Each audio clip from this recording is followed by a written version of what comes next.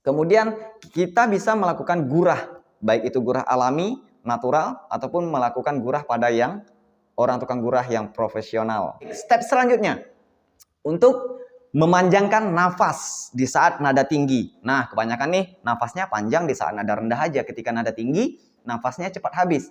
Apa yang kita lakukan? Assalamualaikum warahmatullahi wabarakatuh. Sahabat Banzai dimanapun Anda berada, semoga tetap dalam keadaan sehat walafiat. Nah, baik sahabat Banzai, kali ini kita akan membahas resep dan minuman apa saja sih yang wajib kita minum untuk memperbaiki pita suara kita, ya. Nah, terkadang kan gini, kita merasakan serak, ya, suara kita serak, keras, tidak mau naik, nafas susah diatur, ya kan, bindeng, parau dan lain sebagainya. Berikut Bang Zai akan memberikan tips dan resepnya ya sesuai dengan kegunaannya masing-masing. Mulai dari nanti resep untuk agar suaranya bisa bersih, resep untuk biar suara bisa tinggi, resep untuk biar suara tidak bindeng, dan juga resep untuk memanjangkan ataupun menormalkan nafas kita ya. Nah, baik. Yang pertama, to the point kita ya. Nah, yang pertama kita menggunakan resep agar suara kita bersih. Beberapa resep ini sangat-sangat ampuh dan sudah diuji kompetensi ya, gitu ya cara penyampaiannya. Baik. Nah, di sini resep agar kita bisa membersihkan pita suara. Bisa ditulis ya, ditulis dan diterapkan. Baik, yang pertama ya, kita minum air yang diembunkan ya. Nah, kita minum air yang diembunkan ya, bisa kita lakukan seperti ini caranya, disimak. Seperti ini caranya. Kita ambil air putih yang masak, ya kan? Kemudian kita letakkan di malam hari di luar ruangan agar ia terkena embun. Itu yang dimaksud dengan air yang diembunkan. Gunanya untuk apa? Membersihkan yang ada di rongga-rongga pita suara kita apabila nanti ada terdapat seperti lendir pada pita suara, ya kan? Nah, itu akan dibersihkan oleh air embun. Kemudian air embun juga berfungsi untuk melembutkan pada bagian pita suara. Nah, fungsinya pita suara kita biar lembut itu untuk apa Bang Zai? Ya. Nah, fungsinya adalah agar kita mudah untuk mengeluarkan cengkok-cengkok yang indah. Nah, itulah fungsinya kita harus melembutkan pada bagian pita suara, ya, untuk cengkok. Ya. Nah, selanjutnya kita bisa meminum air dari air lengkuas ataupun air batang lengkuas ya. Nah, contohnya seperti apa? Sudah Bang Zai berikan contohnya ya di video sebelumnya itu. Ada cara menyuling, melakukan penyulingan untuk mendapatkan air batang lengkuas. Kita potong ujung batang lengkuas yang besar ya. Kemudian di sore hari, kemudian kita bungkus ya dengan plastik gula ataupun botol. Kita pastikan itu aman dari jangkauan yang seperti menyebabkan kotor ataupun debu dan lain sebagainya ya, jangkauan hewan dan lain sebagainya. Nah, itu nanti jahe dan air lengkuas sama, fungsinya sama ya. Nah, kemudian air lengkuas ini kapan diminumnya Bang Zai? Air lengkuas bisa diminum, air batang lengkuas maksudnya ya, bisa diminum di saat pagi hari. Ya, ingat di saat pagi hari. Nah, itu resepnya. Kemudian agar suara bersih juga kita bisa menggunakan jeruk nipis ataupun menggunakan air jeruk lemon. Ya, nah cara penggunaannya seperti apa? Kita seduh air jeruk lemon ataupun jeruk nipis ini tadi dengan air hangat, kemudian dicampurkan dengan sedikit madu. Ya, nah dicampurkan dengan sedikit madu untuk apa? Membersihkan, termasuk membersihkan lendir yang ada di pita suara dan juga di tenggorokan kita. Ya, next, selanjutnya kita cara mengatasi suara yang bindeng. Nah, maksudnya bindeng itu apa? Sengau, ya, sengau ataupun cempreng. Ya. Nah, suara cempreng bisa kita buat dan juga bisa kita hindari, ya. Nah, kebanyakan suara yang cempreng itu ia adalah suara yang dikeluarkan ataupun disangkut pautkan dengan suara hidung. Ya, sama dengan bindeng ataupun sengau. Itu sama. Nah, kebanyakan orang memang sih dalam vokalnya itu banyak terdapat suaranya itu ke hidung, ya. Nah, itu bukan terkadang disesuaikan sama dia. Itu memang lagunya seperti itu atau memang orangnya yang seperti itu, ya. Nah, jadi menurut saya, menurut Bang Zai, jangan dibiasakan menggunakan suara hidung, Untuk mengatasinya, jangan dibiasakan menggunakan suara hidung ketika menyanyi, ngaji, karaoke, ataupun lain sebagainya. Jangan gunakan suara hidung. Kenapa? Karena jika dibiasakan menggunakan suara hidung, nanti akan terbiasa. Nah, sulit untuk dihilangkan. Ya kan? Nah, solusinya kita harus latihan vokal A, I, U, E, O. Ya, dengan lafaz yang bulat dan bersih. Nah, itu caranya. Kemudian kita bisa melakukan gurah, baik itu gurah alami, natural, ataupun melakukan gurah pada yang orang tukang gurah yang profesional. Ya, jangan sembarangan melakukan gurah karena sangat berbahaya. Nah, jadi ketika gurah itu kenapa tidak boleh sembarangan orang? Karena gini, ketika kita menghadap ataupun menemui tukang gurah yang profesional, dia akan mengatakan, ketika kita selesai gurah, itu kan lendir, maaf ya sebelumnya, itu kan lendir di pita suara kita akan keluar melalui mulut dan hidung. Dan posisi mulut dan hidung itu harus benar-benar terbuka. Nah, ketika lendir tersebut keluar, ya, lendir pita suara kita keluar, ataupun lendir dari kening itu keluar, baik itu melalui mulut ataupun melalui hidung, kita posisinya mulut kebuka. Jangan pernah ditutup. Kenapa? Apabila dalam step ataupun dalam saat kita gurah, kita melakukan nafas ataupun bernafas ataupun menutup mulut, lendir yang akan keluar tadi akan masuk kembali dan itu sangat sulit untuk dibuang.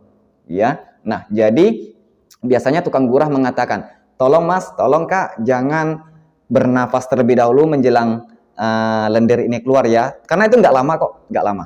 Nah, habis itu jangan ditutup ataupun jangan menelan air liur ketika gurah. Pasti dikatakan seperti itu oleh tukang gurah yang profesional. Nah, tukang gurah sangat banyak sekali jasanya ya. Nah, untuk membersihkan. Baik. Nah, sisi positifnya gurah ialah membersihkan lendir yang ada di pita suara, berada di kening, di leher pada bagian belakang dan juga di perut. Nah, tentu sahabat bertanya nih ya. Nah, Bang Zai, di leher bagian belakang ada lendir nggak sih? Ya, tentu ada. Ya. Nah, itu jalurnya jangan katakan bahwasanya di leher kita bagian belakang ini nggak ada saraf untuk menuju ke pita suara. Ya. Karena memang di jalur belakang leher kita ada saraf yang bersangkut paut dengan suara. Nah, oleh karena itu ketika kita nyanyi ataupun ngaji, azan, ketika di nada tinggi, di tengkuk ini, tengkuk ya, ataupun di leher pada bagian belakang, itu terasa seperti tegang di saat nada tinggi. Kenapa? Karena sarafnya ada di belakang juga.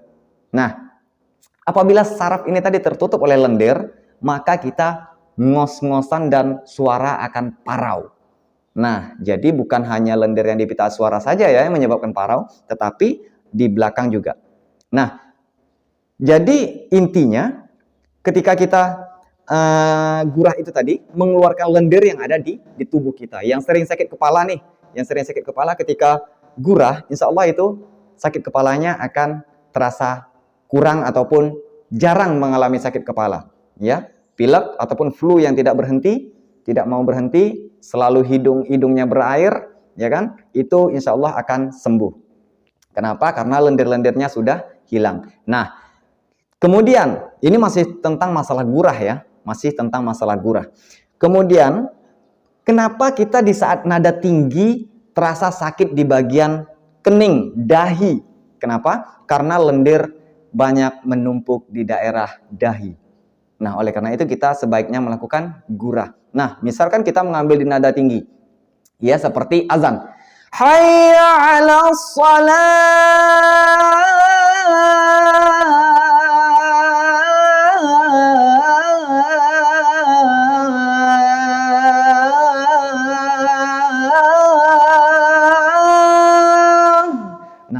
Itu yang terasa nanti ketika memang lendirnya banyak, di dahi sini terasa sakit. Ya, kenapa? Karena dia uratnya tegang, kemudian dilapisi oleh lendir, jadi molornya itu nggak sempurna. Begitu juga dengan di belakang leher, terasa tegang. Ya, tetapi kalau itu semua sudah bersih, kita insya Allah suaranya akan bersih dan nggak ada mengalami sesak ataupun sakit ketika mengambil nafas. Hayya 'alas shalah.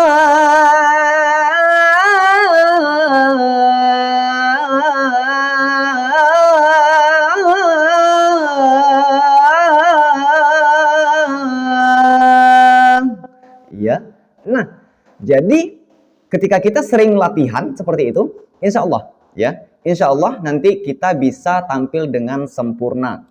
Ya, jadi lakukan itu tadi. Baik, step selanjutnya untuk memanjangkan nafas di saat nada tinggi. Nah, kebanyakan nih nafasnya panjang di saat nada rendah aja. Ketika nada tinggi, nafasnya cepat habis.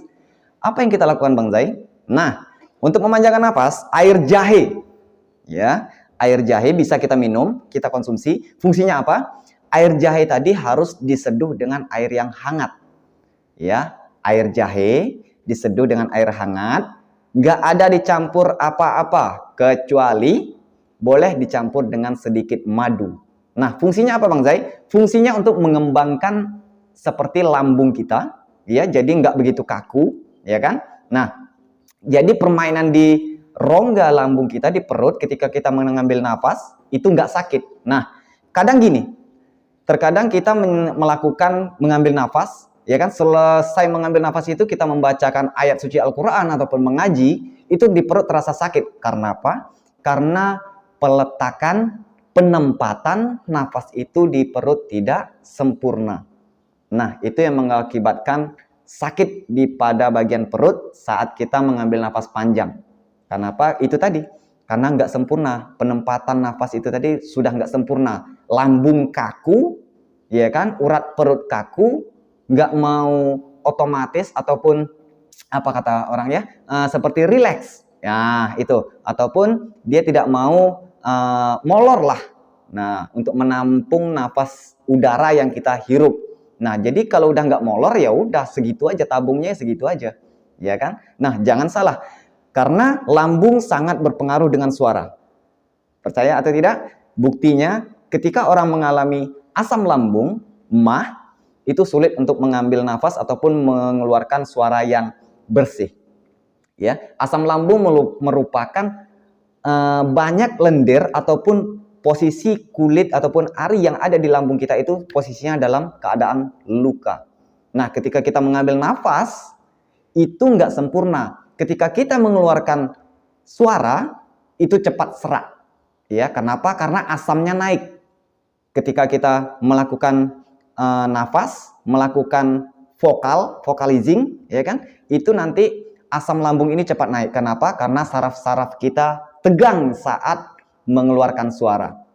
Nah, oleh karena itu, hindarilah asam lambung ataupun cegah asam lambung dengan cara rutin saat mengkonsumsi makanan ataupun hindari makanan yang memang benar-benar dilarang.